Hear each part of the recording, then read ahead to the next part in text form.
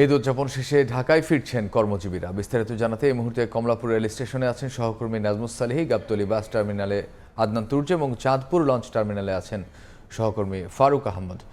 সরাসরি প্রথমেই যাচ্ছি নাজমুস সালেহীর কাছে।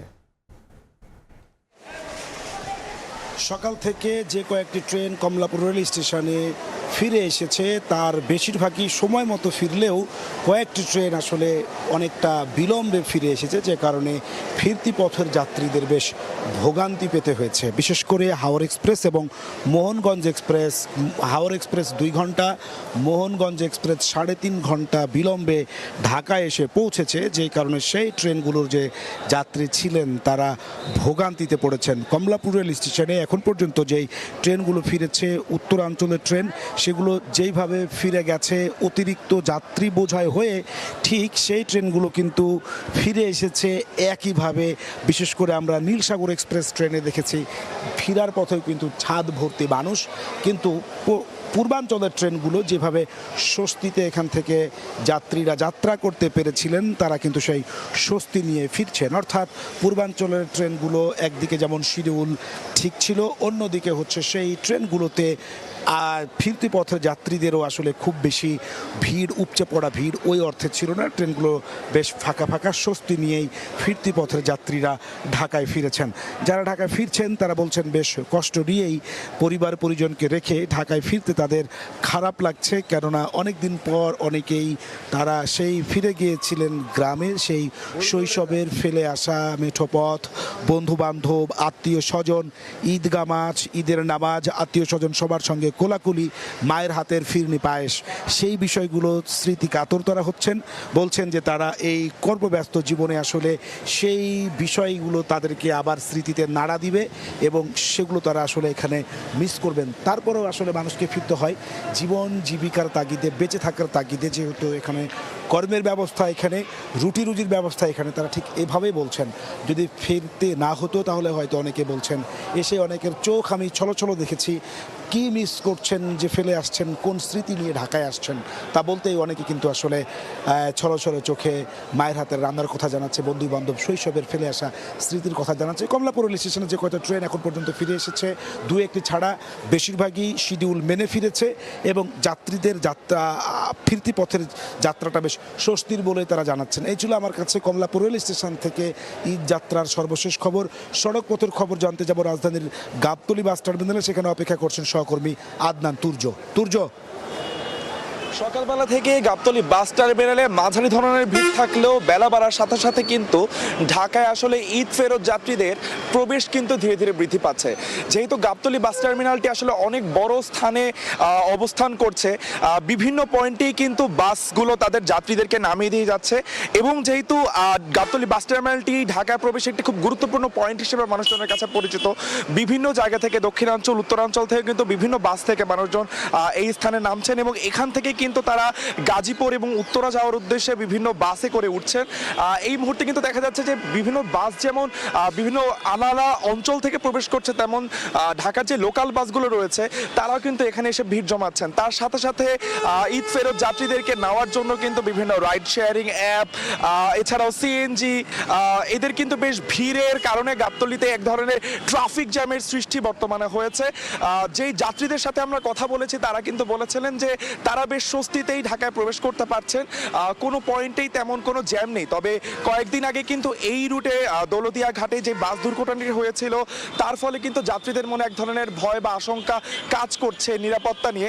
তারপরও তারা বলছেন যে না, এই পয়েন্টে এই রাস্তা ধরে গাবতলী বাস টার্মিনাল ঢোকার পথ ধরে তেমন কোনো জ্যামের এখনো সৃষ্টি হয়নি। তবে এই টার্মিনালে দাঁড়িয়ে কিন্তু তারা তাদের প্রয়োজন অনুযায়ী কিন্তু যতটুকু সম্ভব ঢাকায় প্রবেশ করার মতো পাবলিক বাস এবং সিএনজির যে দাম তা নিয়েও কিন্তু তারা ভোগান্তিতে পড়েছেন বলে তারা আমাদেরকে জানিয়েছেন।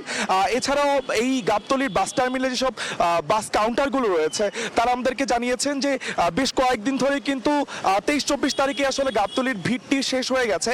এখন কিন্তু এই অঞ্চল থেকে যারা আসলে চট্টগ্রাম, সিলেট বিভিন্ন পর্যটন স্পটে যাচ্ছেন সেই ভিড়টি কিন্তু আসলে রাতে তৈরি হচ্ছে।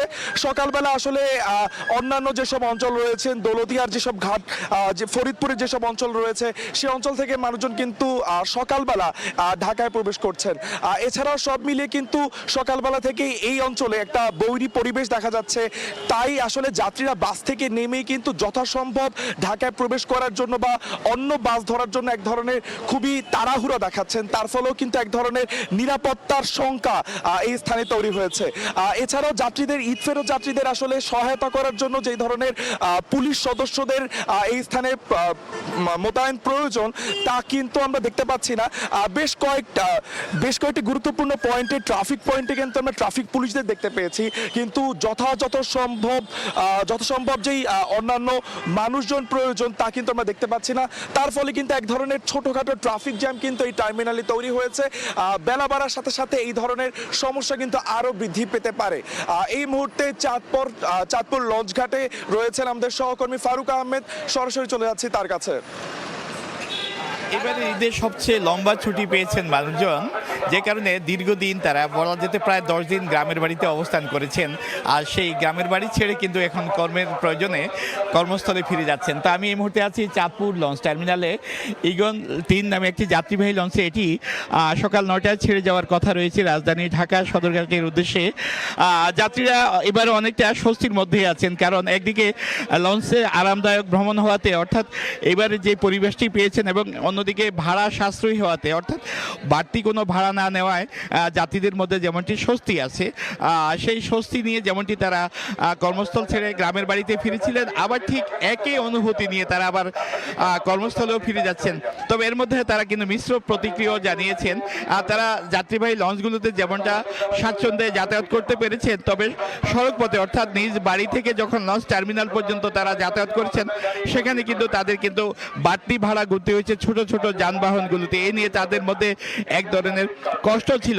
আরেকটি তথ্য জানিয়ে রাখি যে আসলে এবার সড়ক পথে বেশ কিছু দুর্ঘটনার কারণে নৌপথে মানুষ এখন সবচেয়ে বেশি গুরুত্ব দিচ্ছে, এবং সেই নৌপথে তারা কিন্তু যাতায়াত করতে স্বাচ্ছন্দ্য বোধ করছেন। আমরা লক্ষ্য করেছি সকাল ভোর 6টা থেকে চাঁদপুর লঞ্চ টার্মিনাল থেকে পরপর বেশ কয়েকটি যাত্রীবাহী লঞ্চ উপচে পড়া যাত্রী নিয়ে রাজধানী ঢাকা সদরঘাট, নারায়ণগঞ্জ সহ এবং আরও কয়েকটি রুটে তারা ছেড়ে গেছে।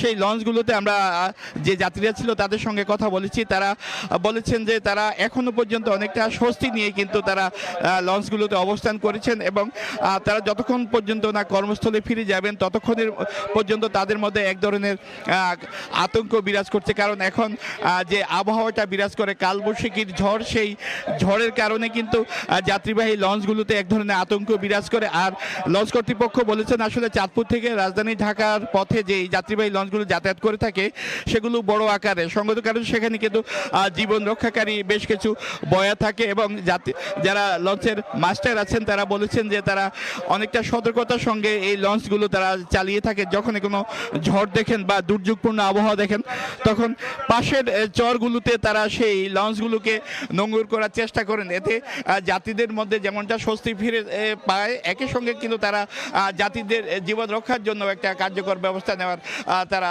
প্রান্তকর চেষ্টা করে। তো এই ছিল আমার কাছে চাঁদপুর লঞ্চ টার্মিনাল থেকে ঈদের সবশেষ ছুটি কাটিয়ে কর্মস্থলে ফেরা যাত্রীদের নিয়ে সবশেষ। চাঁদপুর, তার আগে গাবতলী এবং কমলাপুর থেকে সহকর্মীরা জানাচ্ছিলেন ঢাকামুখী মানুষের খবর।